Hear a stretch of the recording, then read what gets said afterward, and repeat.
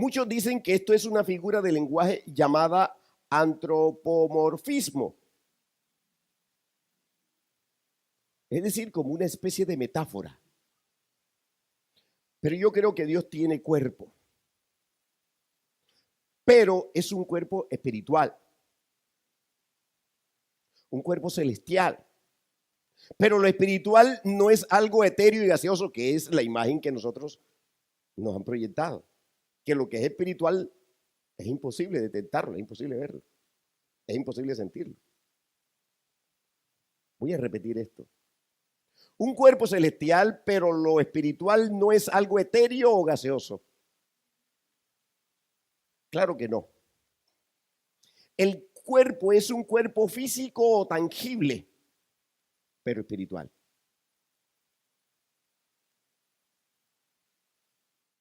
Esto lo veremos más adelante, pero la Biblia enseña que nosotros los creyentes hemos traído la imagen del hombre terrenal que es Adán. Es decir, cuando nosotros nacemos, traemos la imagen de Adán, que es nuestro padre. ¿Me están siguiendo? Pero traemos la imagen del celestial, escucha. Pero traemos la imagen del celestial refiriéndose a Cristo. Acuérdense que hay un primer Adán y un segundo Adán. Un primer Adán que produce la muerte y un segundo Adán que produce vida.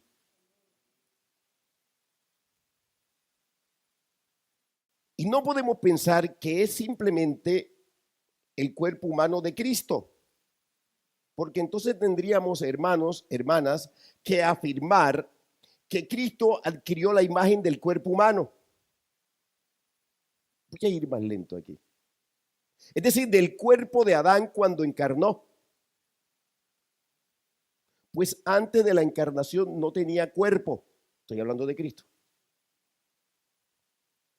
Y la Biblia enseña claramente que Adán fue creado a la imagen de Dios. Jesús tenía cuerpo antes de encarnar, pero era un cuerpo celestial. ¿Me están siguiendo? Y luego encarnó ciertamente en un cuerpo de humillación, en un cuerpo débil, en un cuerpo de hombre.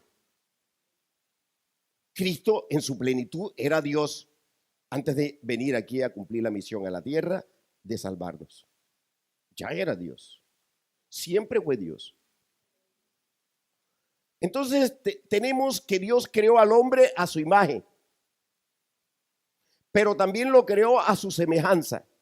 Dos conceptos, imagen y semejanza. Creo que la Biblia especifica estas dos cosas. Para referirse a la semejanza espiritual, pues Adán fue creado bueno. ¿Cuántos dicen amén? Adán no fue creado malo, fue creado bueno. Recto. Adán fue creado sin pecado. Adán poseía las características de la justicia, la santidad y la verdad. La Biblia habla de semejanza espiritual y moral. Piense usted, mi hermano y mi hermana, en atributos como el amor, la misericordia, ¿verdad? Y usted se dará cuenta también que nos podemos referir a la semejanza en cuanto a la inteligencia, el lenguaje. Yo quiero que usted, hermano, hermana, note que todo esto lo sigue teniendo el ser humano, aún después de morir, no estando en el cuerpo. La Biblia enseña que el ser humano puede pensar, puede hablar. Por tanto, todos estos atributos no dependen del cuerpo físico, sino que forman parte del alma y del espíritu del hombre. Ya usted sabe perfectamente que el lenguaje y el pensamiento están en el alma y el espíritu del hombre. No está en el cuerpo. El cuerpo es una resultante por donde eso sale. Es como las enfermedades, hermano, que se inquistan, se produce en el alma. El cuerpo es una resultante biológica por donde explotan. Aún el otro día, no sé, a alguien le explicaban de que la gente cuando alguien tiene fiebre se enloquecen. Resulta que el cuerpo lo que hace es crear la fiebre para defenderse. Ya la parte biológica. Pero lo que viene de dentro. ¿Usted sabía? Un temor terrible a que la fiebre se vaya a 41 grados, a 40, a 42. Pone uno el grito en el cielo. Resulta que es el cuerpo defendiendo de unos ataques tremendos. Quiero que vayas conmigo a Génesis 2:7. Entonces Jehová Dios formó al hombre del polvo de la tierra y sopló en su nariz aliento de vida y fue el hombre un ser viviente. Aquí no solamente se habla de la vida física, sino también de la vida del espíritu y la vida del alma. Génesis 2:15-17 dice, tomó pues Jehová Dios al hombre y lo puso en el huerto del Edén, para que lo labrara y lo guardase, y mandó Jehová Dios al hombre diciendo, de todo árbol del huerto podrás comer, mas del árbol de la ciencia del bien y el mal no comerás, porque el día que de él comiere, ciertamente morirás. Es categórico cuando el Señor está hablando allí. En estos versículos entonces se aprecia que Adán no tenía la muerte en su ser. ¿Usted me está siguiendo? Su espíritu, su alma y su cuerpo, hermano, también se aprecia que Dios le dio la libertad de comer todos los árboles, incluyendo el árbol de la vida, menos el árbol del bien y el mal. Y la desobediencia de este mandamiento causaría la muerte de Adán, como efectivamente ocurrió. Como nosotros afirmamos aquí al principio, Adán poseía un cuerpo inmortal, pero su alma y su espíritu tenían la vida de Dios y él podía ser eterno si comía del árbol de la vida. Génesis 3:22 dice, y dijo Jehová Dios, he aquí el hombre es como uno de nosotros, sabiendo el bien y el mal. Ahora pues, que no alargue su mano y tome también del árbol de la vida y coma y viva para siempre. Tremendo peligro. Después que había pecado, que le pasara igualito que le pasó a Lucero, que no tiene redención. ¿Me siguió? Este versículo, hermano, hermana, es muy interesante, pues nos aclara la razón por la cual Dios puso el árbol de la vida en el Edén.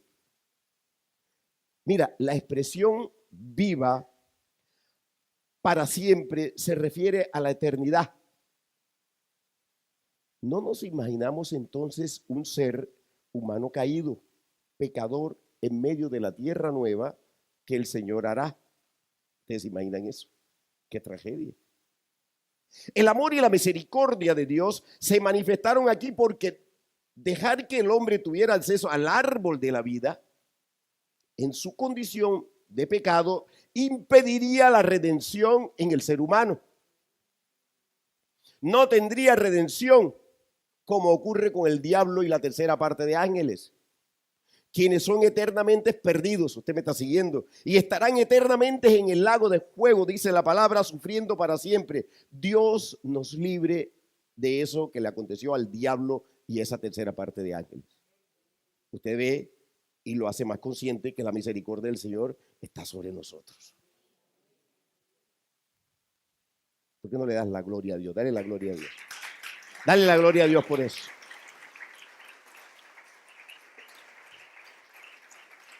Ya en Génesis 3:15, no te vayas de Génesis, Dios había pronunciado la palabra profética de redención en Cristo.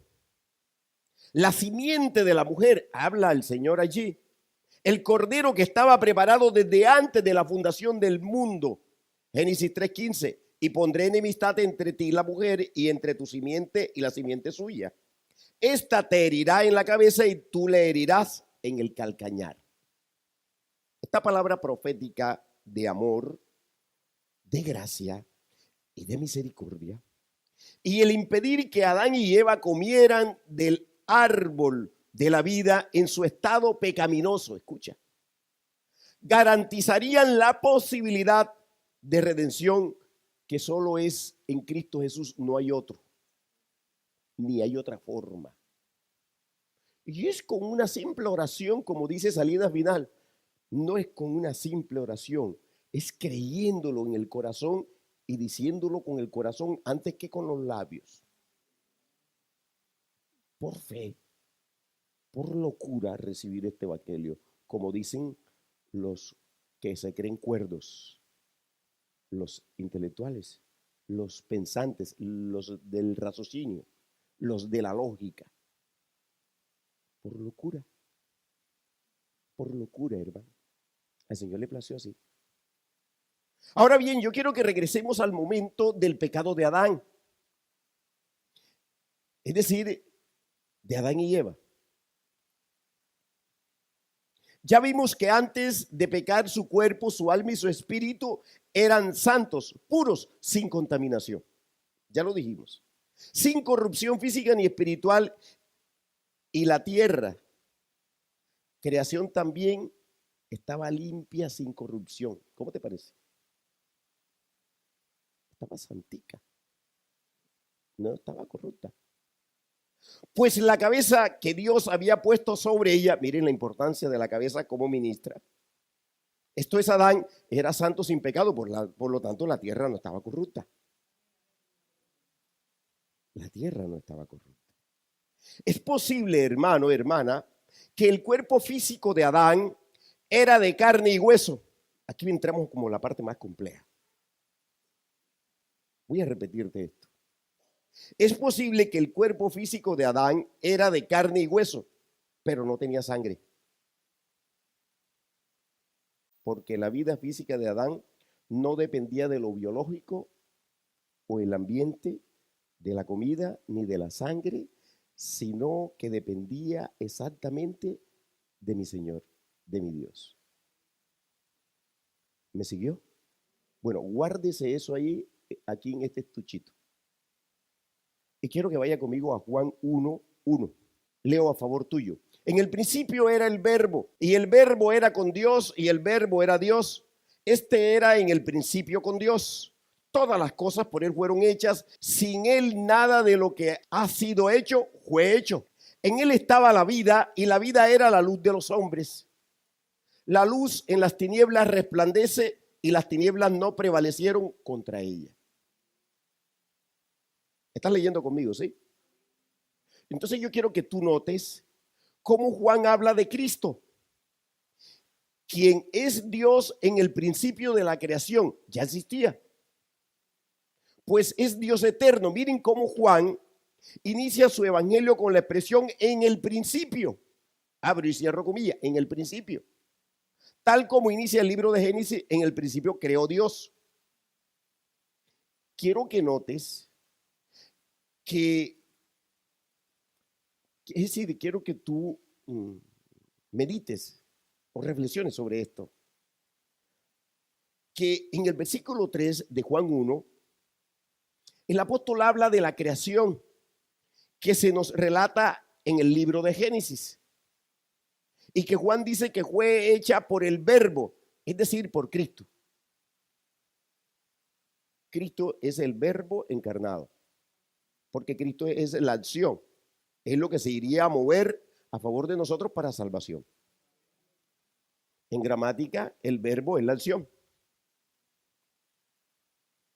Yo quiero que note también que en el versículo 4 dice que en Cristo estaba la vida y que la vida era la luz de los hombres.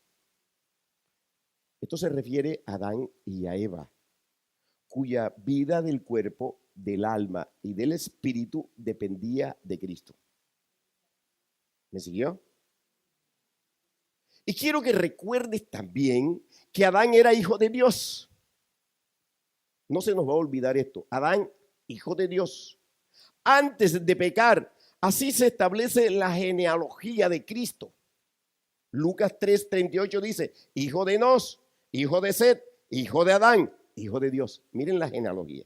Como la vida del cuerpo, del alma y del espíritu de Adán dependía de Cristo, no de lo biológico ni de lo externo, al pecar Adán y perder esa vida por su separación de Dios, es decir, la desobediencia de Adán, entonces nacería la vida separada de Dios, muerte en su alma y espíritu y con la muerte en sus células, en su cuerpo. Y por causa de esta muerte heredada de Adán, por la imputación del pecado sobre la descendencia, sobre toda la humanidad es que Dios en su gracia decidió restaurar la vida. Quiero subrayar esto. Decidió restaurar la vida. Otra vez en los seres humanos caídos. Restaurar, hacer de nuevo. Inicialmente es en el alma y el espíritu. Inicialmente. En el espíritu y en el alma inicialmente. Acuérdate que cuando nosotros recibimos al Señor tenemos el espíritu muerto. Por eso no buscamos al Señor y estamos totalmente separados y la ira del Señor ha estado sobre nosotros por causa del pecado. Pero la restauración de la vida del cuerpo, como Adán tenía vida sin muerte en su cuerpo, también la recibimos cuando nuestros cuerpos sean redimidos. En otras palabras, vivificados en Cristo, en la resurrección y en la glorificación de nuestro cuerpo. Cuando suene la trompeta, este cuerpo tendrá otra constitución. Usted debe creerlo, yo lo creo. Y eso es el resorte que me mueve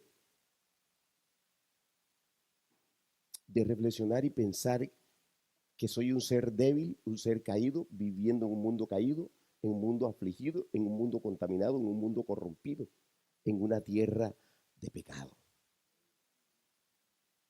¿Tenemos la redención a las puertas? La tenemos a las puertas. Eso a causa de que no lo decidimos nosotros, de que como generación estuviéramos tan cerca nosotros de una redención tan grande, que ya hubiese añorado Pablo, hubiese añorado David y toda esta gente. Ellos sabían que estaban más lejos, el Señor les hablaba. Cristo les restituye a los hijos de Adán, que están muertos en sus delitos y pecados, el título de hijo de Dios que Adán poseía antes de pecar. Nosotros podemos decir que somos hijos de Dios cuando le recibimos con nuestro corazón, con nuestros labios, con nuestro ser. Eso no es que, no, yo también soy hijo de Dios. Yo tengo muchos amigos, colegas que me dicen, entonces el único hijo de Dios eres tú. Yo le digo amén. Amén. Tú no has hecho el deber, haz el deber. Ya yo te expliqué cómo es, no hay otra forma. Tú tienes tu raciocinio, pero tu raciocinio no sirve para eso. Cuando tenía la vida en su plenitud, miren cómo Juan lo explica en Juan 1. Vamos a Juan 1, versículo 9. Aquella luz verdadera que alumbra a todo hombre venía a este mundo. En el mundo estaba y el mundo por él fue hecho, pero el mundo no le conoció. A los suyos vino y los suyos no le recibieron. Mas a todos los que le recibieron, a los que creen en su nombre, les dio potestad de ser hechos hijos de Dios, los cuales no son engendrados de sangre. Subráyame eso. No son engendrados de sangre ni de voluntad de carne, ni de voluntad de varón, sino de Dios. Yo quiero que este versículo no lo pierdas de vista en la afirmación que te hacía al principio. Miren cómo dice Juan que la verdadera luz, quien es Cristo, venía a este mundo, refiriéndose a la encarnación. ¿Me está siguiendo, verdad? Y reitera que el mundo fue hecho por él, es decir, fue hecho por Cristo. En el versículo 12, hermano, dice claramente que los que reciben a Cristo y creen en su nombre, Dios le da el derecho de ser hijos de Dios. Es decir, el título que poseía Adán, pero que perdió por el pecado. En Cristo se nos restituye el título de hijo de Dios. Ese no es cualquier título. Tú eres hijo de Dios, yo soy hijo de Dios. Eso es un título, hermano. Eso es como ser el rey o los títulos esos nobiliarios que tienen los gobernantes. Es un honor ser hijo de Dios. Y somos restituidos a la gloria de Dios, pues ir a su presencia es la herencia eterna. Esta presencia la disfruta Adán antes de pecar. Adán estaba antes de pecar en la situación en la que nosotros vamos a entrar cuando seamos levantados. Yo quiero que haga esa analogía. Adán disfrutó por un buen rato eso. Lo que nosotros vamos a disfrutar por siempre, hermano. Así como muy triste, dices amén. Gózate porque lo vas a disfrutar por siempre. Por siempre, aleluya.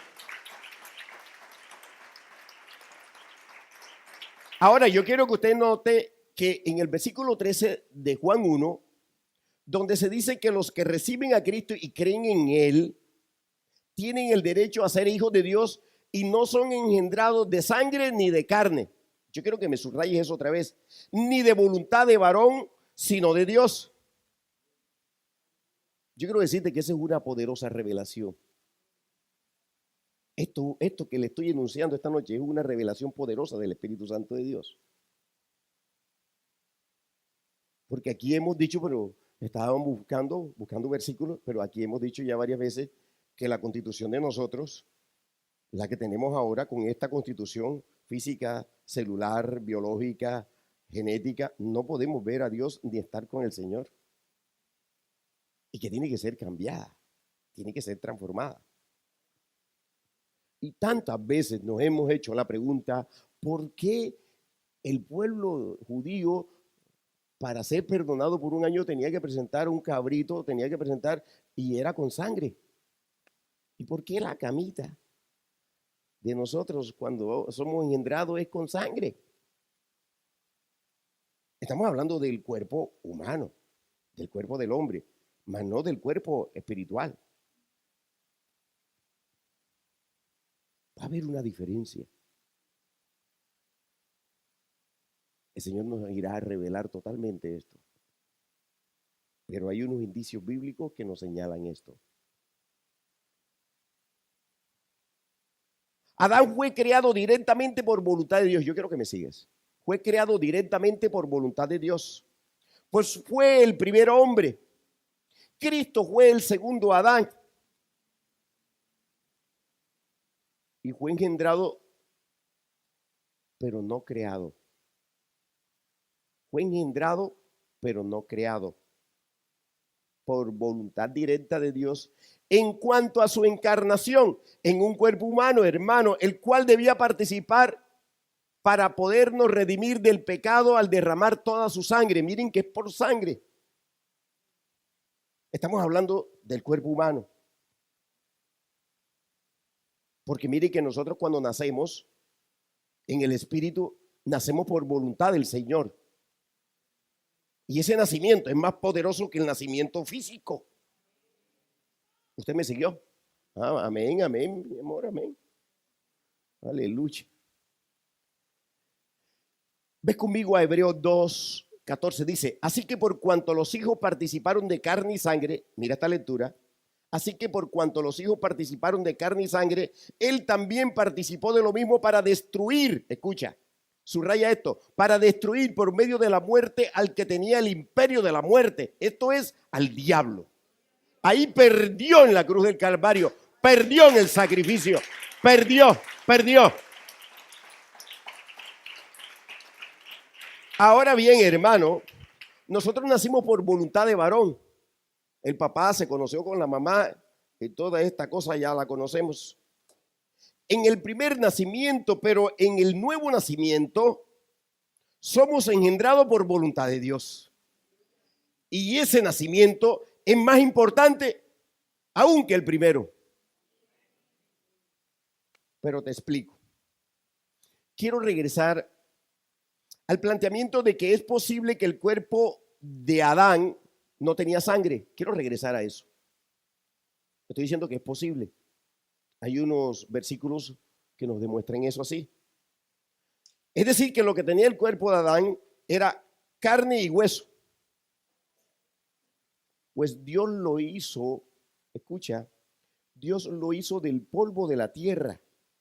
No hubo una célula a partir de la cual Adán fuese creado, sino que Dios lo hizo maduro, es decir, un ser físico completo con la vida, en total dependencia de Dios. Que nació pequeño, que lo hizo pequeñito, así como nosotros que estamos en el útero. No. Adán el Señor lo hizo grandote. Nosotros sí nacimos de un óvulo fecundado, hermano, que se posa en una cama de sangre, yo te estaba diciendo. Y a partir de allí se forma todo el cuerpo que genéticamente ya ha sido programado por Dios, porque nosotros somos como una especie de un libro. Y tenemos ahí todos los códigos elaborados. Esos códigos no los elaboró el mono, los elaboró el Señor.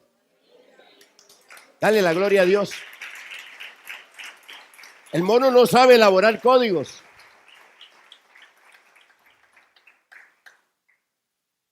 Un versículo que podría apoyar, hermano, que el cuerpo de Adán era de carne y hueso, es aquel en el que se relata cómo Dios tomó la costilla de Adán y de allí le hizo a la mujer. Ves conmigo a Génesis 2:21. Entonces Jehová Dios hizo caer sueño profundo sobre Adán, y mientras éste dormía tomó una de sus costillas y cerró la carne en su lugar.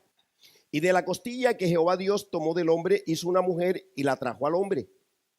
Dijo entonces Adán: esto es ahora hueso de mis huesos y carne de mi carne. Esta será llamada varona, porque del varón fue tomada. Aquí no se menciona, hermano, quiero que reflexiones sobre esto, en lo que acabamos de leer. Aquí no se menciona derramamiento de sangre por ningún lugar. Cuando Dios abrió el costado de Adán, ¿usted me está siguiendo? Mire los versículos. Para tomar una de sus costillas, dice solamente que cerró la carne en su lugar. Porque cuando Cristo estaba ya crucificado, el soldado romano con la lanza en su costado le hirió y botó agua y sangre. Ahí sí lo dice. ¿Amén o no amén? El escenario es parecido entre el primero y el segundo Adán. Acá fue la costilla y fue la creación. Con la muerte de Cristo, lo que se fragua es un nacimiento de los hombres para salvación. Yo quiero que notes, hermano, hermana, cómo Adán dice que la mujer ahora es hueso de mis huesos y carne de mi carne. No dice sangre de mi sangre. ¿Me está siguiendo? Y hoy en día, hermano, hermana, es imposible pensar en un hueso con carne que no tenga sangre. Hoy en día, es decir, en lo que nosotros somos. Porque la vida de estos está en la sangre. Cuando la sangre entonces deja de fluir, hay muerte en el tejido. Y eso lo puede comprobar un médico. Es así, Adrián. Cuando el Señor tomó el hueso y los tejidos de Adán, no había muerte en él. Yo quiero que esto también lo pienses. No había muerte en él, pues no había pecado. Quiero agregar finalmente otra evidencia de lo que acabo de plantear como posibilidad. Yo te lo estoy planteando como posibilidad mirando las Escrituras. Pero hace rato nos estamos preguntando por qué todo era con sangre. En el pueblo judío, en todo. ¿Por qué Cristo tuvo que derramar toda su sangre? Para salvación del hombre. Toda. Los corderitos de animales y después el cordero inmolado, el cordero hombre. Cristo participó de carne y sangre. Quiero que esta reflexión, voy a hablar lento. Cristo participó de carne y sangre, pero sabemos que nació sin pecado, que nunca pecó. Su cuerpo y todo su ser, dice la palabra, eran puros, santos. Su sangre era pura y santa. Por eso fue que pudo darla en sacrificio, en holocausto, en ofrenda para nosotros, para lavar nuestros pecados y darnos vida eterna. Punto. Ese es el sacrificio perfecto. Sin embargo, el Señor Jesucristo, al estar en un cuerpo con sangre y carne, hermano, hermana, estaba en un cuerpo de debilidad. El cuerpo de nosotros es un cuerpo de debilidad. Por eso debía dormir, debía comer y se cansaba. Nosotros dormimos, comemos y nos cansamos. Tenía sed. Es por esto que la Biblia dice que el Señor tuvo un cuerpo de humillación. El cuerpo que nosotros tenemos es un cuerpo de humillación. Usted gócese de que se lo van a cambiar.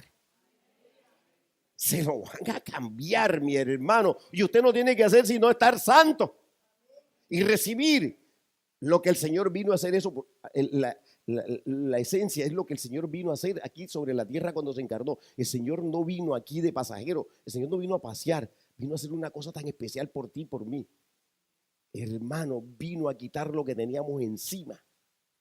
Y vino a que tuviéramos la posibilidad de que este cuerpo sea cambiado, este cuerpo de humillación. Cuando nosotros entendemos con esta claridad meridiana el Evangelio, podemos estar convencidos y acendrar nuestra fe, fortalecer nuestra fe y saber que estamos esperando. ¿Y por qué nosotros tenemos una relación íntima con el Señor y no estar en un estado religioso, hermano? Porque de nada serviría un estado religioso. Dice que Jesucristo tuvo un cuerpo de humillación, pues se humilló a lo sumo, hermano, tomando la forma de siervo, muriendo, aleluya. Y con una muerte terrible que fue una muerte en cruz, con una muerte de el ser maldito en el Imperio Romano. Haciéndose maldición. Filipenses 2, Gálatas 3. Usted puede leer con más tranquilidad en su casa. Pero cuando Cristo dio su vida por nosotros, mira la reflexión. Yo quiero que recuerde que su cuerpo físico fue golpeado. Sintió dolor a lo sumo. Porque el peso del pecado de la humanidad causa dolor. ¿Cuántos dicen amén? Hermano, cuando nosotros no sentimos dolor por el pecado del hermano que no está convertido, necesitamos a gritos pedirle al Señor que nos los haga sentir. Porque es la única forma de que tú salgas a predicar.